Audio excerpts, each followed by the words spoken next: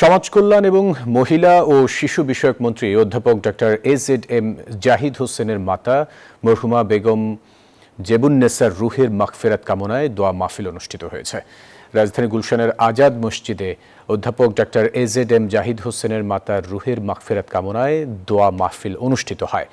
বুধবার এই দোয়া মাহফিলে অংশ নেন প্রধানমন্ত্রী তারেক রহমান। এ সময় দলের কেন্দ্রীয় নেতৃবৃন্দ, নেতাকর্মী, শুভানুধ্যায়ী সহ বিভিন্ন শ্রেণী পেশার মানুষ উপস্থিত ছিলেন।